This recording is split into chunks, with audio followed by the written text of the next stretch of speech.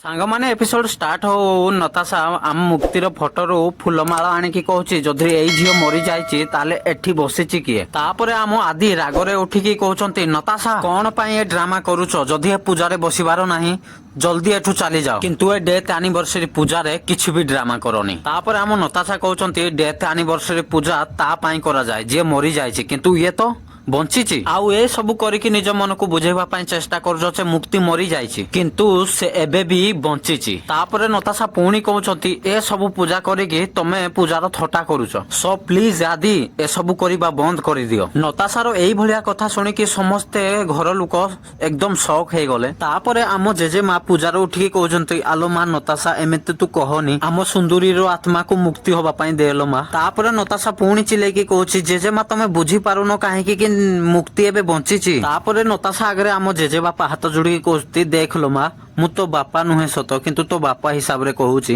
ଏ ପୂଜା ହବାକୁ ଦେ। ମୋ କଥାଟା ଟିକେ